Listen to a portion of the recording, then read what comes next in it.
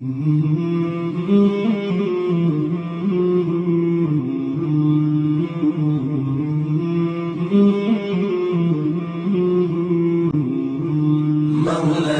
صل وسلم دائما ابدا على حبيبك خير الخلق كلهم. الحمد لله وكفى والصلاة والسلام على عباده الذين اصطفى خصوصا على أفضلهم وخاتم النبيين محمد الأمين وعلى آله وصحبه أجمعين وبعد. فأعوذ بالله من الشيطان الرجيم. بسم الله الرحمن الرحيم.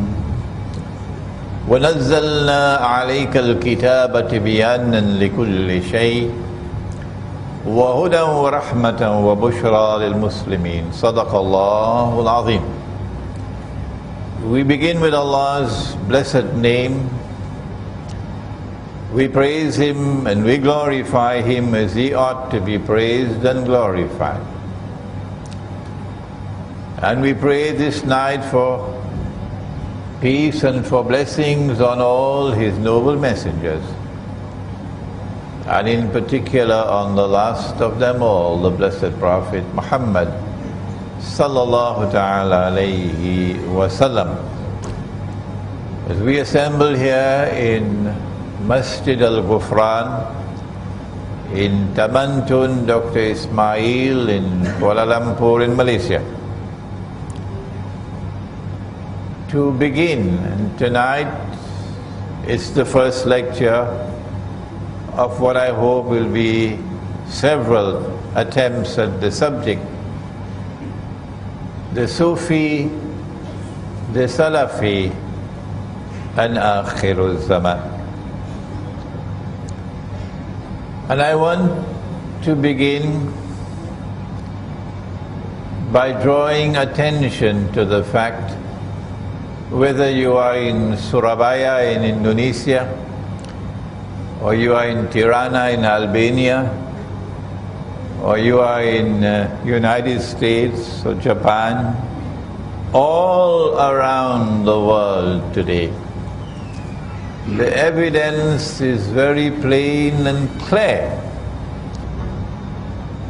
that we are located at perhaps the most dangerous moment in all of history so far. That there has never been in human history a more dangerous moment than this moment now. And I plead for those who are asleep to wake up. For tomorrow it might be too late. If Israel attacks Iran, which can happen at any time, then it should not be difficult for us to recognize that such an attack is most likely to lead to a series of events which will culminate in nuclear war. And that nuclear war is likely to be waged primarily between the NATO alliance. In fact, it should be called the Zionist NATO alliance, and the Russian-led alliance.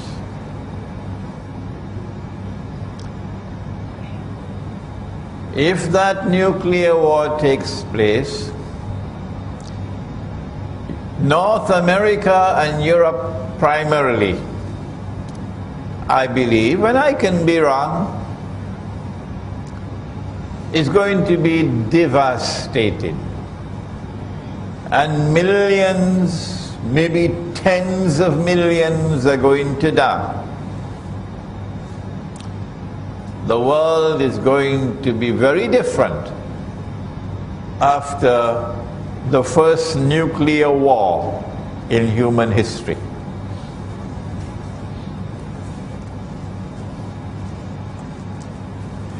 That war will be waged because the Zionists are provoking it. And the Zionists are provoking it, they are pig-headed in their obsession in pursuing a certain goal of ruling the world, of establishing their political and economic dominion over all of mankind, so that Israel might become the ruling state in the world, succeeding the United States of America. From where has Imran Hussein got this analysis? I've got it from الزمان. That's where I got it from.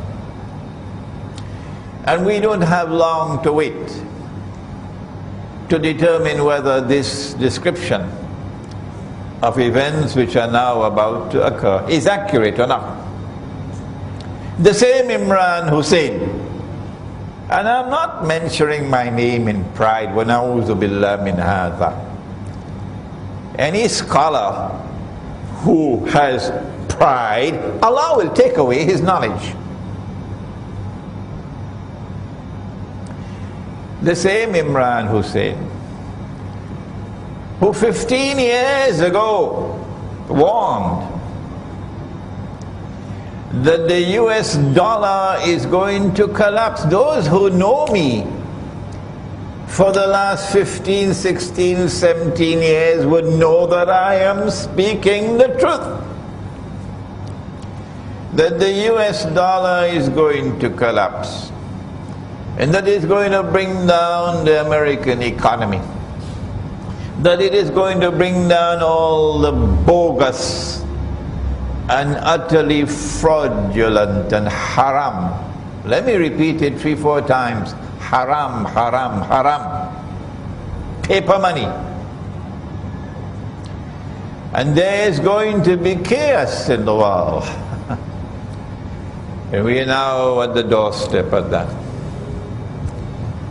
Because if an attack is launched on Iran, within hours the price of oil is going to be rising phenomenally. Is that so difficult to understand?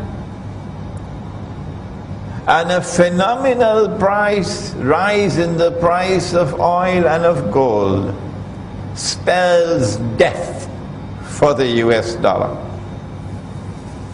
Where did I get this knowledge from? I ask you tonight. Was it an angel that was whispering to me 15, 16, 17 years ago that this is going to happen to the US dollar? No. I got it from my study of Islamic eschatology, ilmu الزمان. And so I plead today with the ummah of Nabi Muhammad alayhi salatu wasalam to listen. Listen. We are living in الزمان. We are living at a very dangerous moment in our history, when Israel is going to attempt to replace the United States as the next ruling state in the world. Is this the time for us to be divided and fighting with each other? The Sufi with the Salafi, and the Salafi with the Sufi? When Allah commanded in the Quran, وَاعْتَصِمُوا بِحَبْلِ اللَّهِ جَمِيعًا, hold fast all of you to the rope of Allah, وَلَا تَفَرَّقُوا, and do not be disunited. We cannot unite the whole ummah, but we can try to unite those whose hearts are in the right place. Is this Akhirul Zaman? The angel came, Jibreel alayhi salam, at the very last stage of the life of the Prophet alayhi salatu wasalam, and came in the form of a human being into the masjid in front of everybody. Is this not divine wisdom at work? That Allah should send Jibreel alayhi salam as a human being in plain view of everybody? And the angel asked the 5 questions, 2 of which pertain to Akhirul Zaman. And the last question was, tell me, O Muhammad sallallahu ta'ala alayhi wa sallam, what are the alamatus sa'a?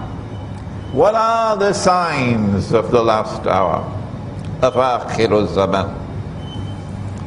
And did he not say that you will find the naked, barefooted shepherds?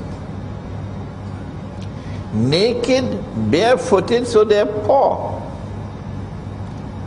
They're poor. And they will be competing in the construction of tall buildings. I wonder where they're going to get the money from.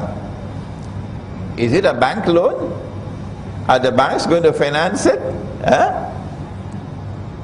The naked, barefooted shepherds will compete with each other in the construction of tall buildings. And so when you see the skyscrapers appear in Manhattan, and then from Manhattan the skyscrapers are spreading all over the world, and then this one says, I'm going to build the tallest one of all. Was it KLCC? And then that one says, no, I'm going to build a taller one. And then Dubai came along and says, I'm going to beat all of you. And now Jeddah says, wait, you'll see. Huh? Is this not sufficient evidence for the ummah of Muhammad alayhi salatu wasalam that you are living in Akhirul Zaman, and that the resources of the world, the wealth, are now in the hands of foolish people. People who waste and squander wealth in the pursuit of PR projects, public relations projects, to inflate their ego.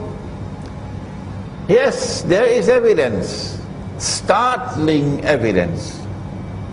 Well then, how come we are not paying attention to the subject of ilmu akhirul zaman when the tall buildings are there? Did he not say, sallallahu ta'ala alayhi wa sallam, that in akhirul zaman women will be dressed and would yet be naked? Did he not say that? What more are you waiting for to recognize that you are living in Akhirul Zaman? Did he not say, can you sense my frustration? That women will dress like men with the jacket and the trousers. Lots of them now in blue jeans. I call them the blue jeans Jamaat. Hijab on top, blue jeans below. that women would dress like men, even with a tie, and that men would dress like women. When men start dressing like women, it's the loss of manhood. What more evidence do we need that we're living in Akhirul Zaman? In Akhirul Zaman, Dajjal wants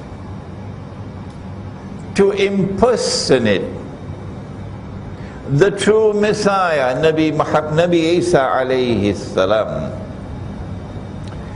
Did the Prophet not say, sallallahu ta'ala alayhi wa sallam, that Nabi Isa alayhi salam will return? Yes, he did. And that when he comes back, he is going to come back in the capacity of Hakim, one who rules, and Hakimul Adil, one who rules with justice. When he comes back, there can be no rival to his rule. No. The Security Council of the United Nations cannot impose their authority over Nabi Isa alayhi salam. No, you must be nuts. And so when he comes back, his will be the supreme power, the supreme rule in the world. Is this so difficult to us understand? And this is what Dajjal wants to do, because he wants to impersonate the true Messiah. If Dajjal is to rule the world, he has to do it from Jerusalem in order to convince Banu Israel that he is indeed Al-Masih. He has to do it from a Jerusalem which is the capital of the holy state of Israel. So he'll have to establish an Israel and claim that this is holy Israel.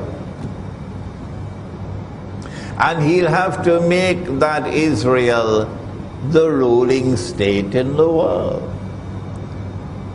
And so when you see a state of Israel created in the Holy Land in 1948, more than 60 years ago, here is evidence, startling evidence, that Dajjal is on his way in pursuit of his mission, and that you are living in Akhir Zaman. Is it not time to wake up?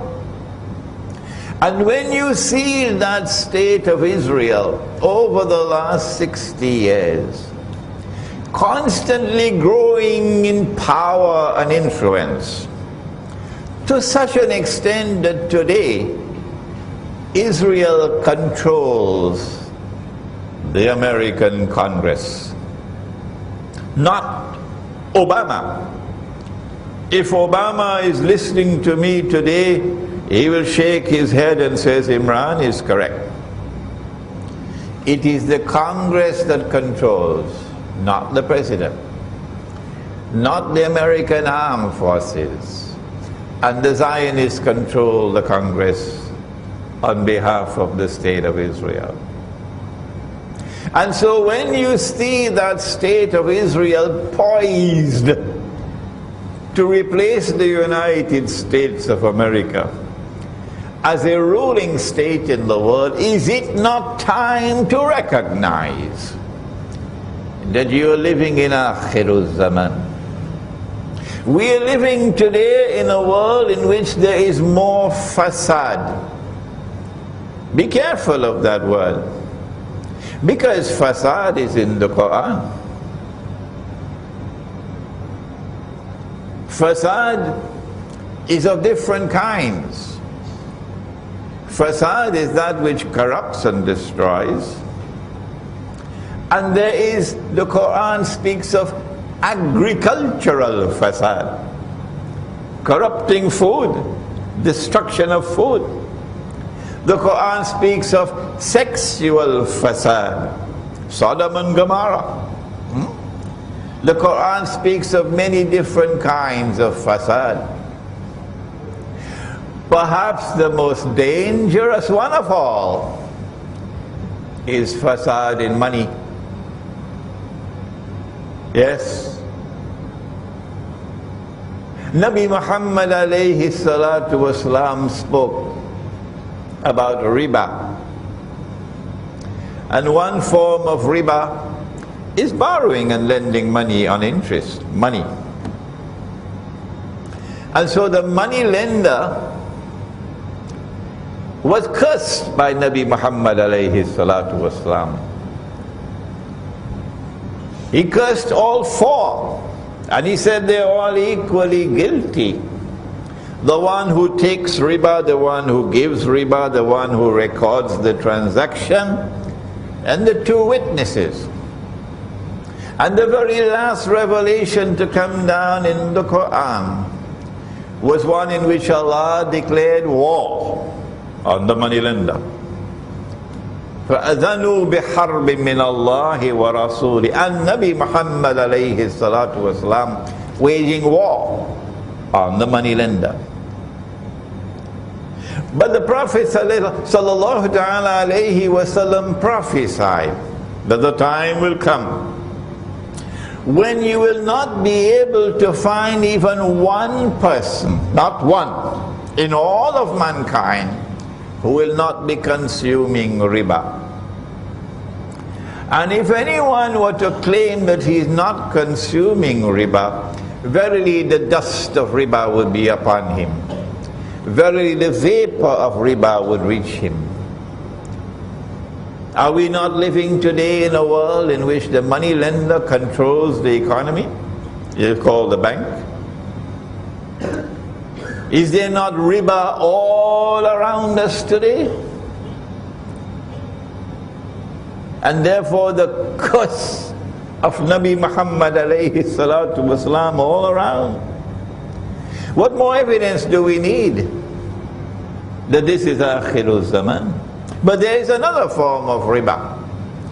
If you meet a man coming to the market, and you'll get all of these ahadith in my book on the back entitled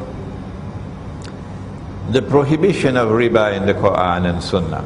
It's also on my website. If you meet a man coming to the market to sell his goods, truckload of durian, and you buy his durian, I don't think people in France will know what is durian, and the Pakistanis won't know what is durian, but in Southeast Asia it's called the king of all fruits. It's a fruit. And you buy his durians from him before he could enter into the market. And when he enters the market, he realizes he could have gotten a better price in the market. Nabi Muhammad alayhi salatu wasalam said, that's riba. The Americans have a pretty phrase to describe it. The Americans say, you ripped him off. A transaction based on deception, through which you get a gain or a profit to which you are not justly entitled. A rip-off. Today we have abandoned the Quran. Whether you are Sufi or whether you are Salafi, it makes no difference. We have abandoned the Sunnah. Whether you are Sufi or whether you are Salafi, it makes no difference. So you better listen to your brother Imran.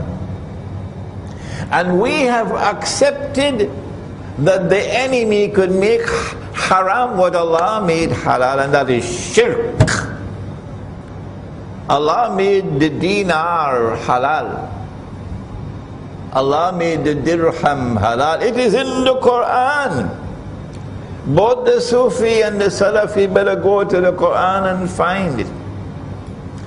And today the International Monetary Fund has made it haram. Dr. Mahathir didn't know that. He was surprised to find that the Articles of Agreement of the International Monetary Fund, the Zionist International Monetary Fund, prohibit the use of gold as money.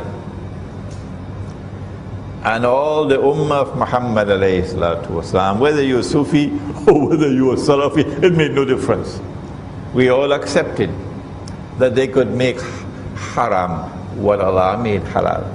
And we are stuck with the paper. And the paper is haram, haram, haram. Which Sufi scholar has declared it is haram? You can probably count with your fingers how many there are. Which Salafi scholar has declared it is haram? You could probably count with your fingers of one hand, if there are any. I hope that there are some, inshallah, but I may not have heard about them. This is riba. As the paper money falls in value, you are ripped off. Wait until the US dollar collapses and you see what's going to happen in the world.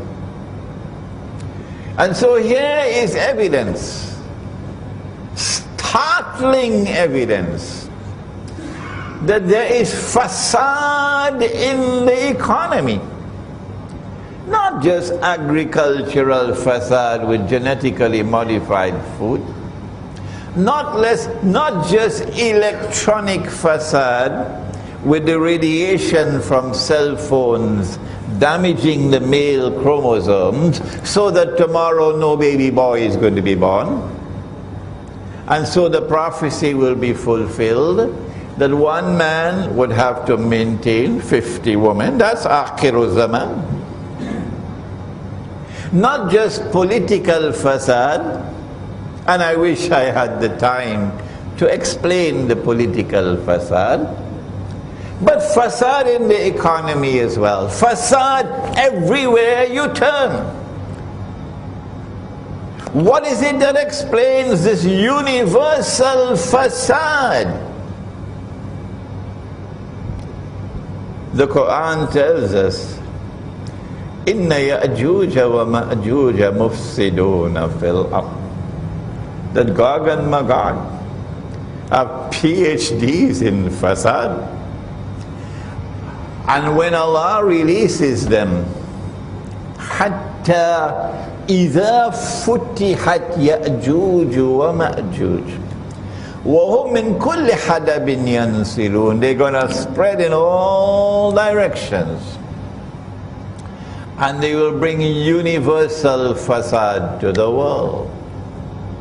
And so I have spent half an hour, which is too much time, I should not have spent so much time, providing the evidence. And there is so much more, that we are living in Akhirul Zaman. And this is the time, this is the age of the greatest fitna that mankind will experience from the time of Adam alayhi salam to the last day. And so this is the time for us to be closing our ranks, to be living as a brotherhood with love for each other, to be building our power, internal power and external power. And it is time to end this warfare. Salafis waging war on the Sufis, and Sufis waging war on the Salafis. What we plan to do is to define who is the Salafi and define who is the Sufi, and to suggest how is it possible for the Sufi and the Salafi to come together, to live as brothers, and to jointly confront the enemy who is waging war on us. to define the Salafi is easy. He says, I want to live the way of life of the Aslaf, the early Muslims. And the Prophet said, sallallahu ta'ala alayhi wasallam, the best generation is mine. And then the one that comes after me. And then the one that comes after me. ثُمَّ الَّذِينَ يَلُونَهُمْ ثُمَّ الَّذِينَ يَلُونَهُمْ. These three generations are referred to as the Aslaf. And the Salafi says, I want to return to the way of life of the Aslaf. This is something to be respected. This is something to be admired. This is something to be applauded. Particularly when Nabi Muhammad alayhi salatu wasalam warned about Akhiru Zaman. Yushiku, hadith of Tirmizi, Yushiku an ya'ti ala an-nasi zaman. It will not be long before that time will come. La yabqa min al-Islam illa ismu. When nothing will remain of Islam but the name. وَلَا يَبْقَى مِنَ الْقُرْآنِ إِلَّا رَسْمُ. And when nothing will remain of the Qur'an but the traces of the writing. مَسَاجِدُهُمْ عَامِرَةٌ وَهِيَ خَرَابٌ مِنَ الْهُدَى. In that age, Akhiru Zaman, the masajid are going to be grand structures, but devoid of guidance. Ulama'uhum, and the ulama of those people at that time, the religious scholars of Islam, sharrun nasi mimman tahta adim as-sama, min indihim takhrujul fitna wa fihim ta'ud, will be the worst people beneath the sky. From them will emerge that which will be fitna, and they will become the centers of fitna, corrupting the people, bringing about divisions, disunity, a betrayal of the deen. And so the Salafi says, I don't want to go that way. I want to return to the original deen. And this is something commendable.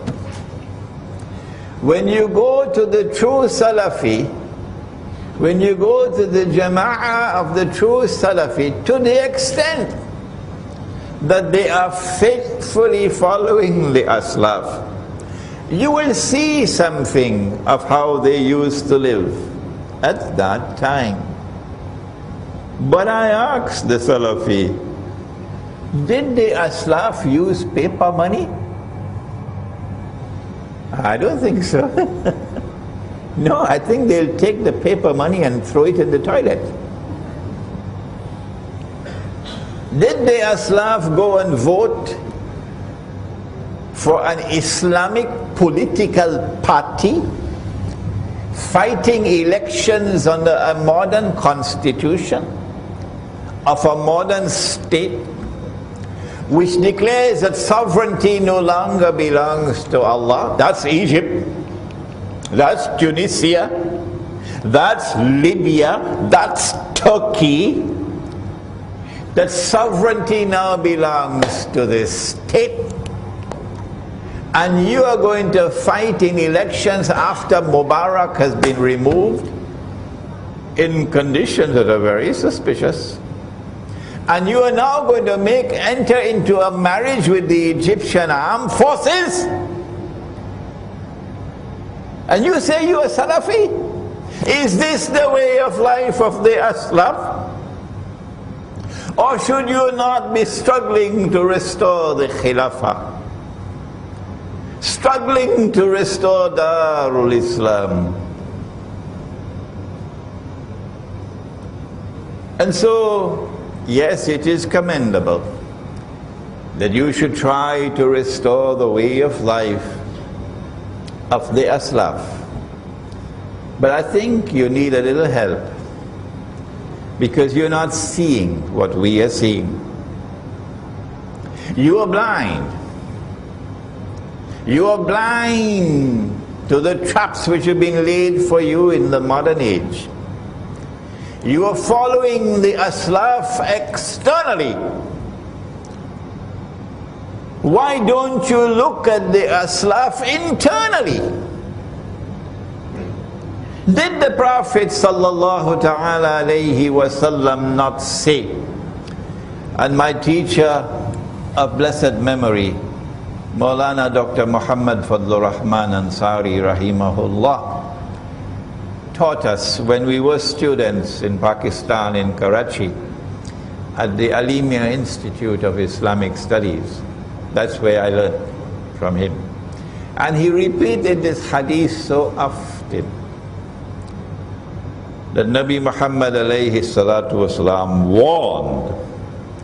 He said, "Ittaqu firasat al-mu'min, فَإِنَّهُ يَنْظُرُ بِنُورِ اللَّهِ." Fear the firasa, that wisdom which comes from internal, intuitive, spiritual insight. Fear the firasa of the mu'min.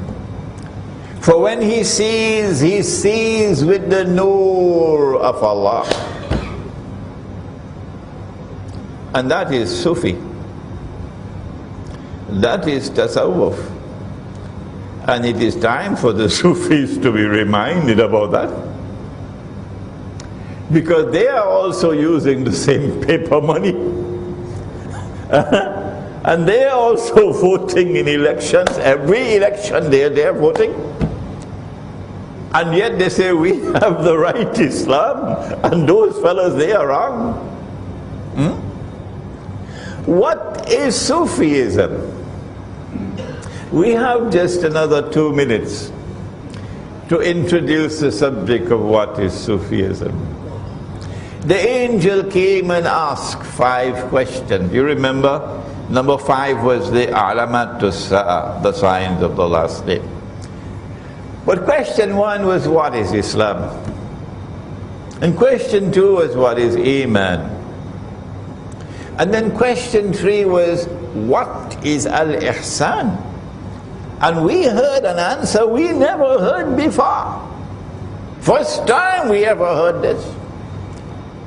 When the Prophet said, alayhi salatu wasalam, that Al-Ihsan is an ta'abud Allah ka'annaka tarah.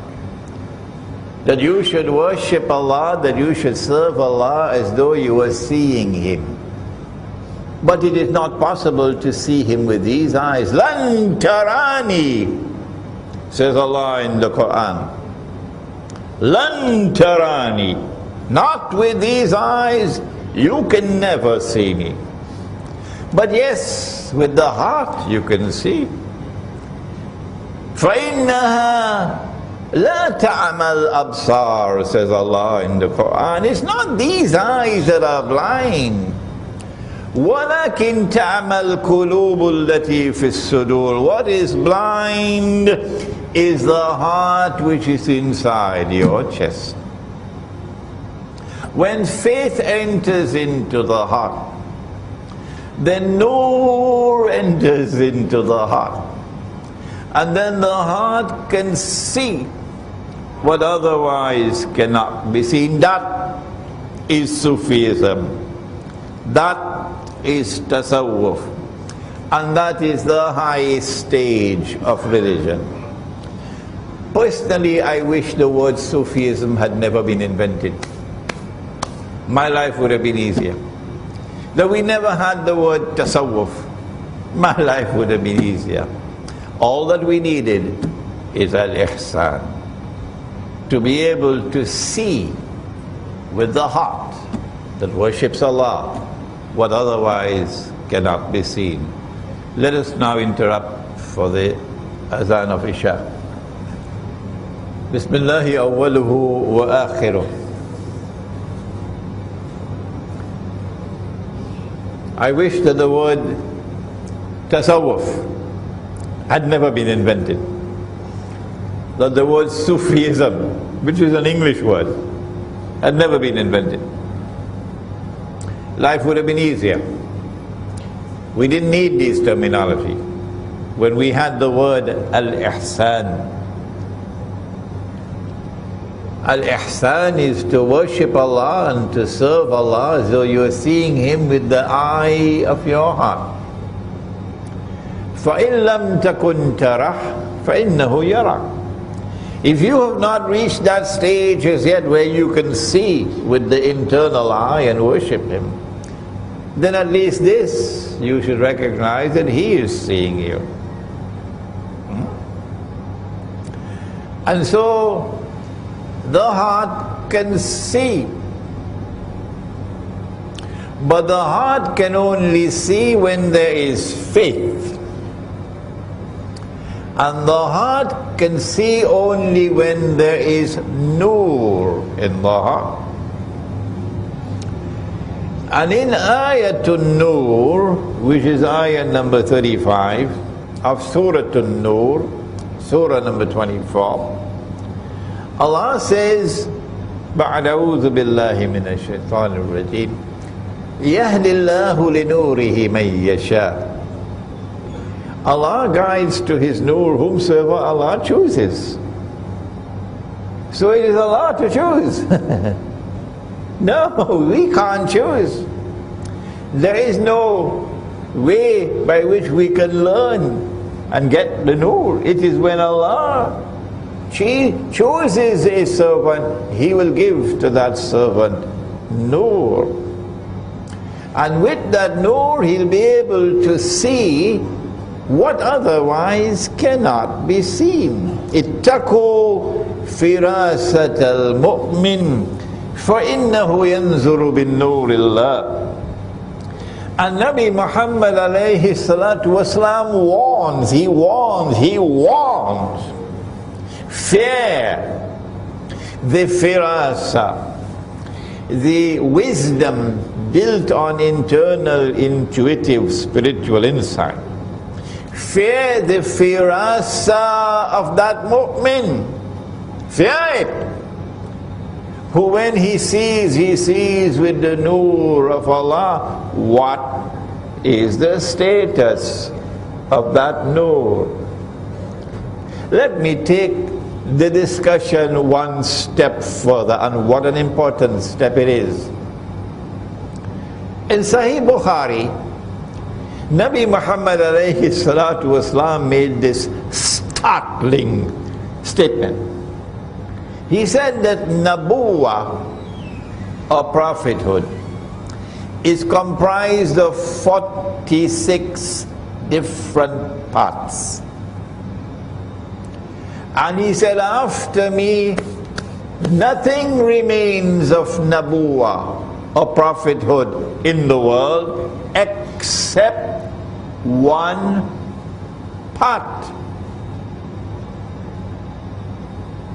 And so there is one part of Nabuwa still remaining in the world.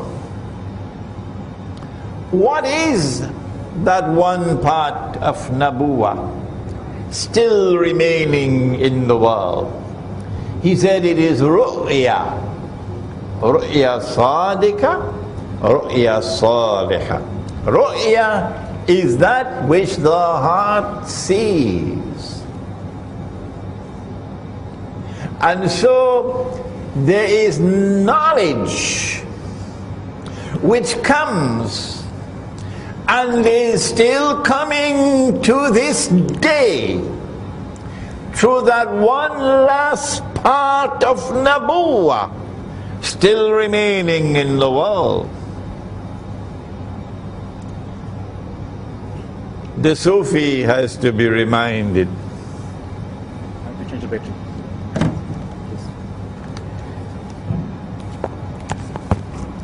The Sufi, our brother, the Sufi has to be reminded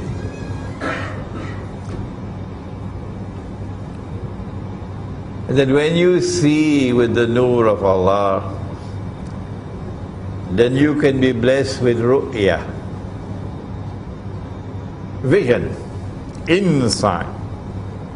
Every scientist in the world knows that all major discoveries in science came after you had done your homework through insight.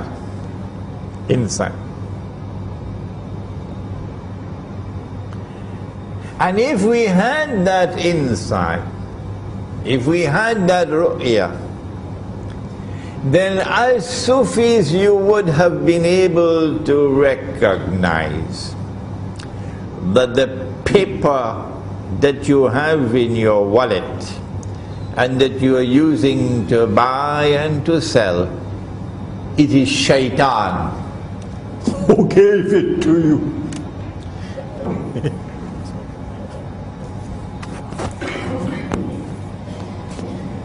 And shaitan was working, and he was also drawing overtime pay. Shaitan was working for Dajjal. And the paper money that you have in your pocket is Dajjal's money in your pocket. And so it's time to wake up. If you say you are Sufi, it's time to wake up and ask, well, how come I was taken for a ride? How come I never recognized what was happening in the world of money? How come I never recognized what was happening in the political system? That the Khilafah state was replaced by this godless creature built on shirk, which says that sovereignty no longer belongs to Allah. He is not Al-Malik. The state is now Al-Malik. How come we didn't see that? And you went and you voted in elections for Tom, Dick and Harry and Benazir and Khalida and whoever they were, like cattle. And you're fighting with the Salafi saying, we are the Sufi. Is it not time to wake up and stop the fighting? The Salafi, however, now we have to turn to a more difficult part of the subject. The Salafi insists that there is no new knowledge of the deen. No. That we are not allowed to interpret anything in the Quran and anything in the Ahadith differently from that which has come to us from Allah and His Messenger and from the Aslaf. And that is a difficult stumbling block. And when we make a critical comment on the Salafis, and I hope the Sufis are listening to me, notice that I don't do it with boxing gloves. I always say that these are my brothers. And if I have to correct my brothers, I have to do it with love. Even if I have to use harsh language with Tabligh Jamaat or Jama'atul Tabligh to wake them up, I'm using the language because these are my brothers and I love them. And I want to wake them up to save them from the danger in which they are living and the direction in which they are moving. And so I plead with the Sufis that if you have to offer critical comments about your Salafi brothers, do it in such a way that you will not divide the Ummah, that they will not have an excuse to say you're waging war on them. No. We are doing this in the spirit of the pursuit of truth. and recognize that you are our brothers. Maybe that in the process, the Salafi will one day become a Sufi, because the Aslaf were people of Al-Ihsan. And so if a Salafi is indeed a true Salafi, he will one day become a Sufi, meaning people of Al-Ihsan. This is a serious problem of methodology. And we say to the Salafi, and we've been saying it for all this time, all these months in our lectures, that no brother, you're wrong. There are verses of the Quran which could not be understood. No, by the Aslaf. And Nabi Muhammad alayhi salam did not provide the explanation. And today we are the ones who have to use knowledge and insight to recognize what Allah is saying. And when we provide that interpretation of the Quran, notice, my brother Salafi, that the overwhelming majority of the people are accepting our explanation as correct. Here is an example. And I have spoken about this so many times. Here is a verse in Surah Al-Ma'idah, in which Allah subhanahu wa ta'ala says, بَعْدَ أَعُوذُ بِاللَّهِ مِنَ الشَّيْطَانِ الرَّجِيمِ يَا أَيُّهَا الَّذِينَ آمَنُوا, O you who have faith in Allah, لَا تَتَّخِذُوا الْيَهُودَ وَالنَّصَارَى أَوْلِيَاءَ. Do not take the Jews and do not take the Christians as your friends and allies. Is Allah speaking about all Jews and all Christians? Or is He speaking about some Jews and some Christians? You have to go to the rest of the Quran to answer that question. And I don't have the time now to take you to all those verses of the Quran, but there are several lectures of mine. When you go to the rest of the Quran, it is plain and clear, Allah is not speaking about all Jews and all Christians. No! He's speaking about some Jews and some Christians, not all. Well then, who is He speaking about? The answer is there in the words which follow. بَعْدُهُمْ أَوْلِيَاءُ بَعْضٍ, which means, do not take such Jews and do not take such Christians as your friends and allies, who themselves are friends and allies of each other. بَعْدُهُمْ أَوْلِيَاءُ بَعْضٍ. The Quran is anticipating. I don't know the Bahasa for anticipate. Come on, help me. Alright. You don't have that in Bahasa. The Quran is saying that this is an event which is to come. When a Jewish-Christian alliance, friendship and alliance is going to emerge. When that Jewish-Christian alliance emerges, you Muslims are prohibited from being their friends and allies. And if you become their friends and allies, then what is the price that you will pay? وَمَن يَتَوَلَّهُم مِّنكُمْ فَإِنَّهُ مِنْهُمْ.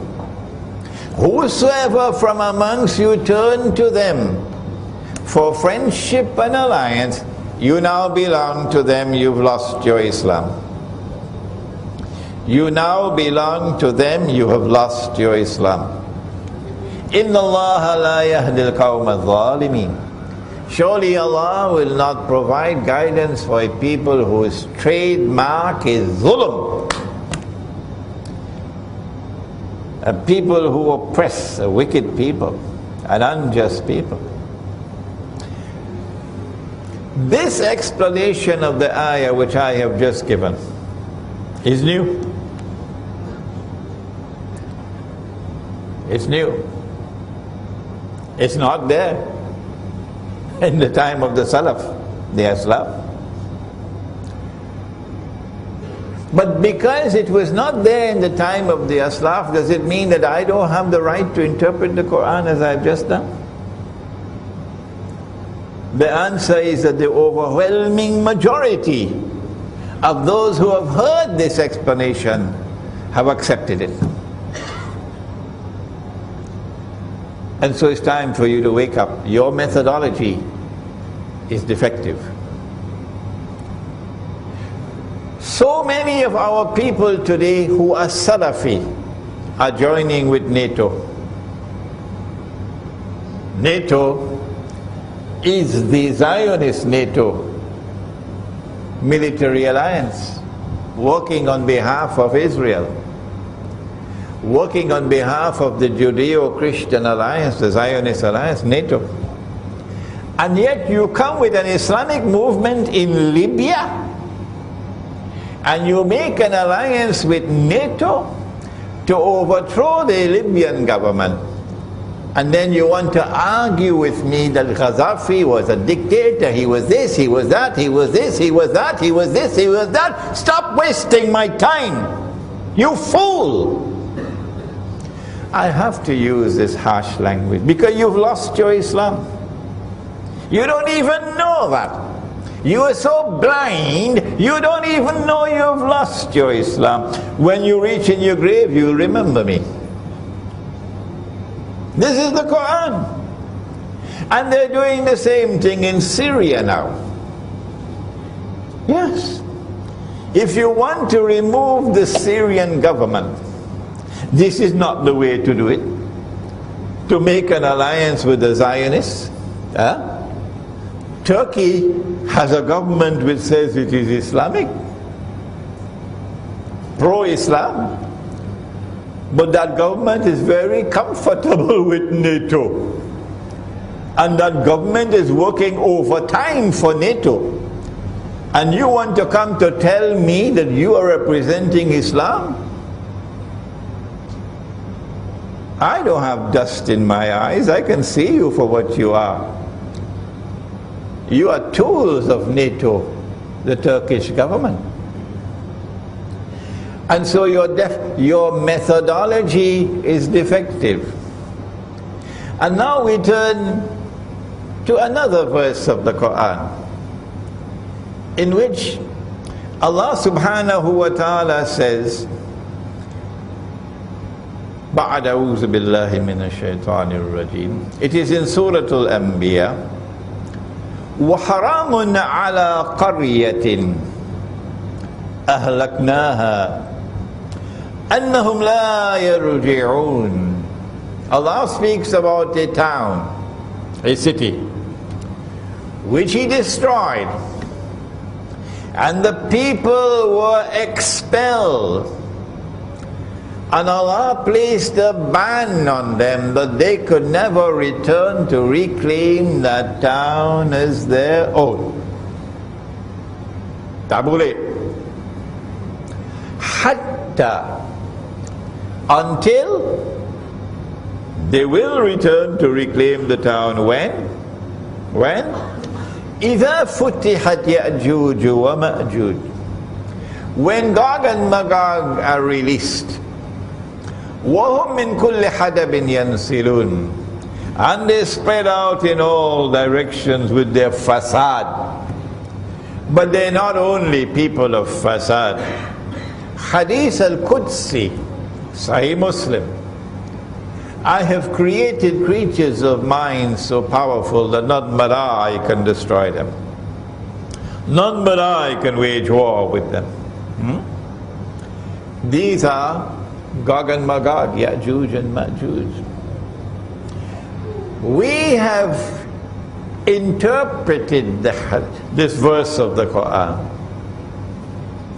and we have declared that this town is Jerusalem. This is the heart of this book, Jerusalem in the Quran. The heart of this book is that the town is Jerusalem. This book became a bestseller 10, 11 years ago. And after 11 years, it is still a bestseller. And it is translated into probably about a dozen languages by now. The overwhelming majority of Muslims today who have heard this interpretation have accepted it. But this is not there in early Islam. No. When we recognize that the town is Jerusalem, we know that Allah is speaking about Banu Israel, that He destroyed Jerusalem. He expelled Banu Israel. He placed a ban on them, and for 2,000 years they could not return to reclaim Jerusalem as their own. And yet today they have returned and they have taken control of Jerusalem. What is the explanation? We ask our Salafi brothers, and they are our brothers. How many times must I repeat it? Imran Hussein is not waging war on you, no. Imran Hussein loves you. You, my brothers. And Imran Hussein wants to unite the Ummah. What's wrong with that? 2,000 years after Jerusalem was destroyed, Banu Israel was expelled. 2,000 years later they returned, and they are now taking control of Jerusalem. And the Quran says of itself that it is tibyanan likulli shay. It explains all things. I ask you, what is the explanation in the Quran for the return of the Jews to the Holy Land, to Jerusalem, to reclaim it as their own 2,000 years after Allah had expelled them? And I say to you, brother, this is the explanation in Surah Al-Anbiya. And the overwhelming majority of the Ummah is accepting this explanation. You being left behind. All that I'm asking you to do is to look again at your methodology and recognize that there is new knowledge that comes. And with that new knowledge you can understand what previously could not be understood. I'm running out of time. I would have loved to go on to some more verses of the Quran, but I have to go to the ahadith before we can end. I don't want the Imam to stop me before I give you some ahadith. The Prophet said, sallallahu ta'ala alayhi wa sallam, the Dajjal will ride on a donkey. The donkey would travel as fast as the clouds. The donkey will have his ears stretched out wide. We have interpreted the hadith to say that that donkey is already here. That flying donkey is already here. It's the modern aircraft.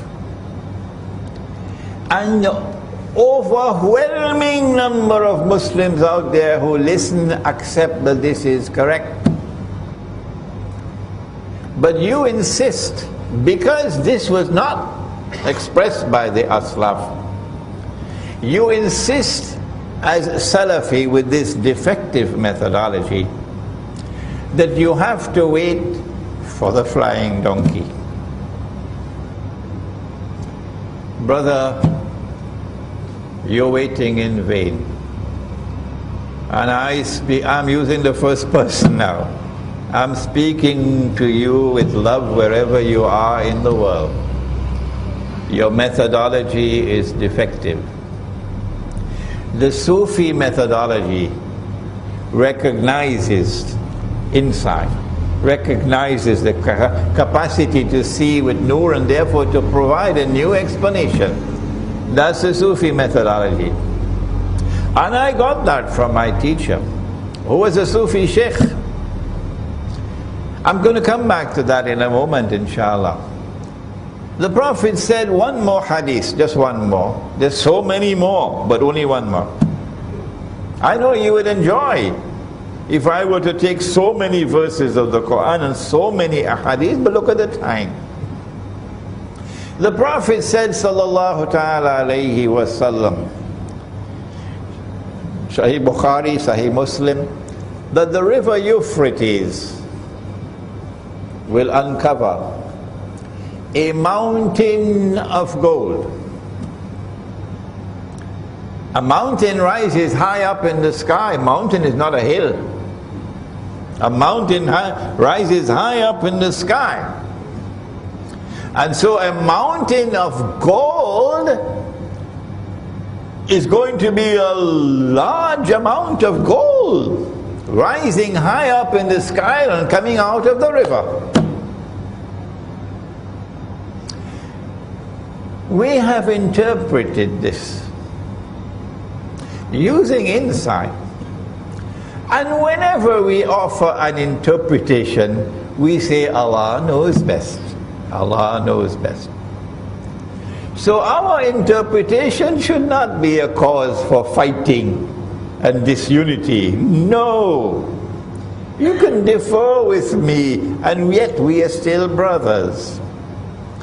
I say that he said that the believers must not touch that gold. So that wakes me up to the fact, this is symbolism. The believers must not touch that gold. A mountain of gold coming out of the river Euphrates. And he said that people are going to fight over that gold, and 99 out of every 100 would be killed. I say that mountain of gold has already come. And the word mountain here is not literal. The word mountain here symbolizes a large quantity. And it is not the metal of gold, but oil. Oil. And that oil has already come. The last 100 years have been the years of that oil, from that oil basin by the river Euphrates. But why would he describe oil as gold? You need insight here. The answer is that that oil has functioned as gold for the last 40 years, since September 1971, while the ulama of Islam have been eating roti canai and drinking teh tarik. If you have tears to weep, weep. Because he's telling us that that oil is going to be used to function as gold. And that is what happened these last 40 years.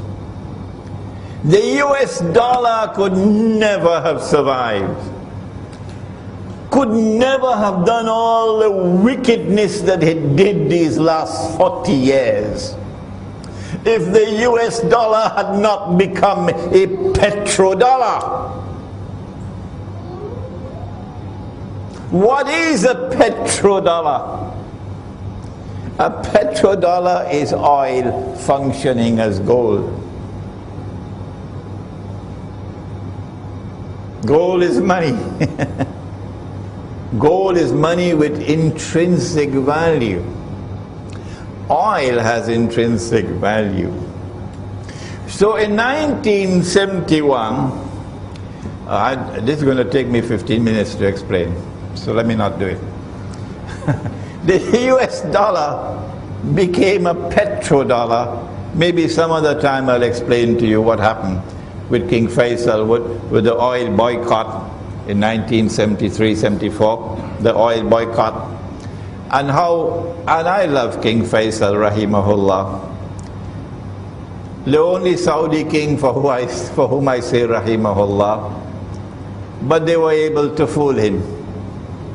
Yes, they fooled him, and he agreed, and then OPEC agreed that they will sell oil for only US dollars.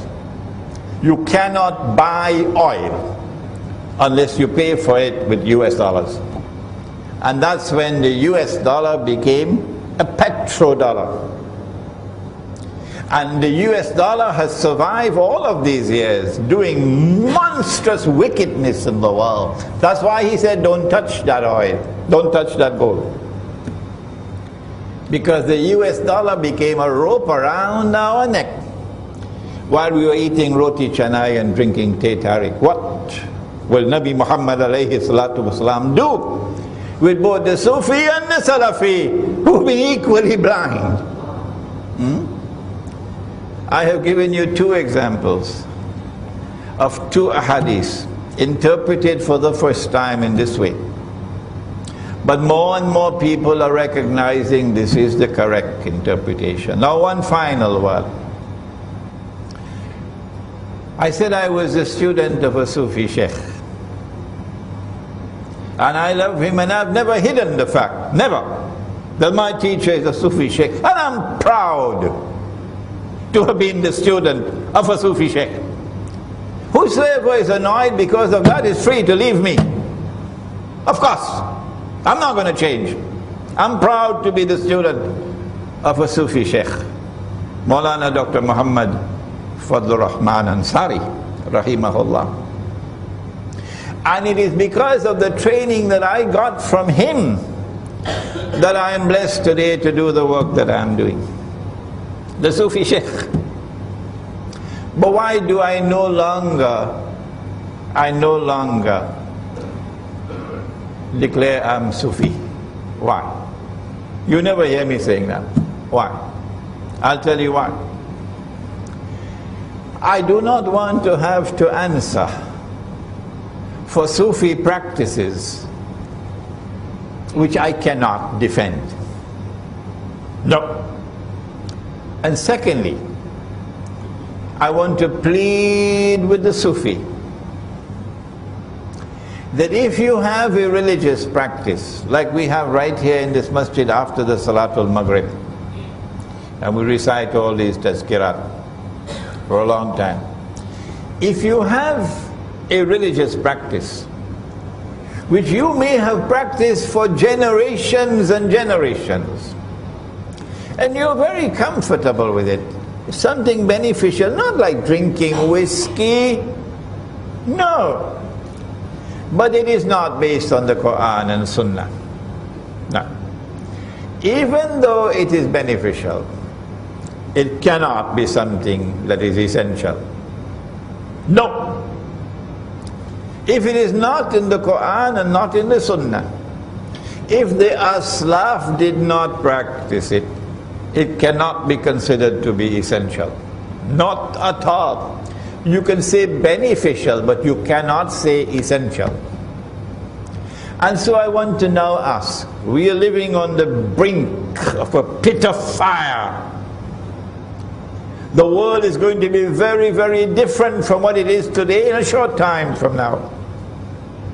Are you going to allow these religious practices that your father and your grandfather and your great-grandfather and generations have practiced, but it is not in the Quran, it is not in the Sunnah, celebrating the birth anniversary of the Prophet Muhammad alayhi salatu wasalam, Mawlid, standing and reciting salams, Are you going to allow these religious practices to divide you from your brothers when they are not essential? What is more important? وَاعْتَصِمُوا بِحَبْلِ اللَّهِ جَمِيعًا وَلَا تَفَرَّقُوا. It is far more important to preserve the unity of the Jama'ah, the Sufi and the Salafi, than to insist on these religious practices which are not in the Quran and not in the Sunnah. So I have said, in our Muslim village, we will not allow in the masjid any religious practice which is not based on the Quran and the universally recognized Sunnah. And we will not allow it in our public life. But if I want to do it in my private life, that's my business. And if you come to attack me for what I do in my private life, we will throw you out of our Muslim village faster than Federal Express. And I want to suggest this is the formula for unity. The Salafi who listens to me and who has his heart in the right place will recognize this is a workable formula for unity.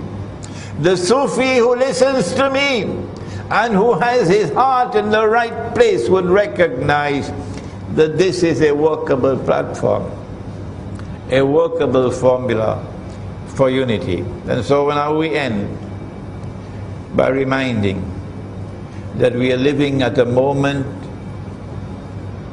of more danger than ever before in our history. Tomorrow the world is going to be very, very different. It's time to wake up. It's time to unite our ranks and no more fighting between us. And so let the Sufi and the Salafi come together as brothers to each other. ربنا تقبل منا إنك أنت السميع العليم وتب علينا يا مولانا إنك أنت التواب الرحيم برحمتك يا أرحم الراحمين آمين. We have time. The Imam has kindly consented for a few questions, so please let's have your questions as soon as possible. Yes. Assalamu alaikum, Sheikh.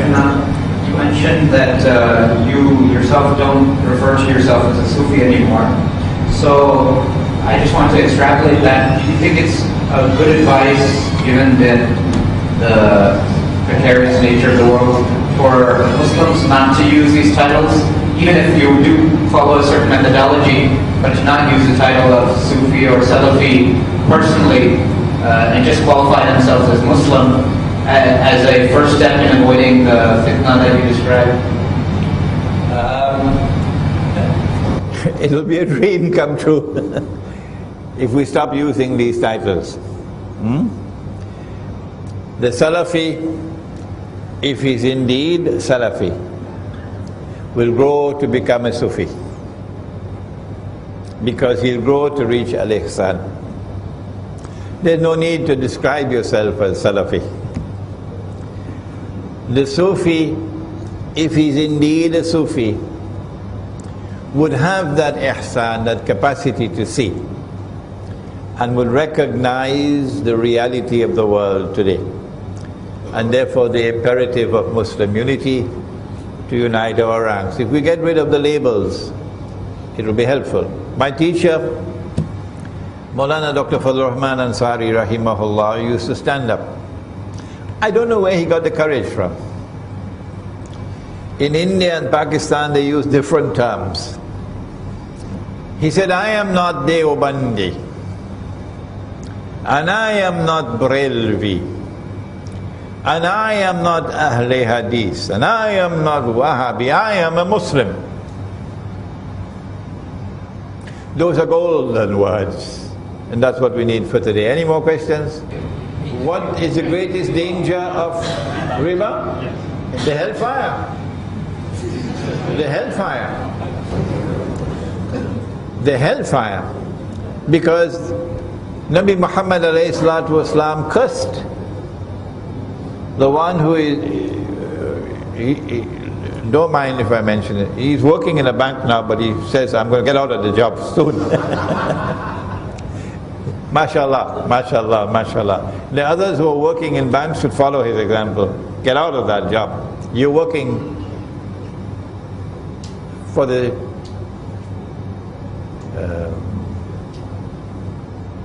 money lender. The money lender has been cursed. And you're working for the money lender. He cursed all four. The one who takes riba, the one who gives riba, the one who records the transaction, and two witnesses. And he says they're all equally guilty. The punishment for riba is Jahannam. The other danger of riba, both the money lending, when the money lender lends you money, sometimes he lends you money because he wants to become rich. But when the Zionist lends you money, that's not why he's lending it to you. The primary reason why he's lending money to you is because he wants to enslave you. And he's already enslaved Indonesia. And our daughters and our sisters from Indonesia are now slaves all around the world. All around this region, slaves, working for a wage that is the wage of a dog, oppressed. He wants to enslave you. That's why he's lending you money on interest. He wants to reduce you to a state where you are immobile. You are so poor and destitute that you cannot resist his oppression. No. So riba has been used as an injection that injects poison into you. And when you've been injected with that injection, you become paralyzed. That's the price we pay, the danger of riba. Any more questions?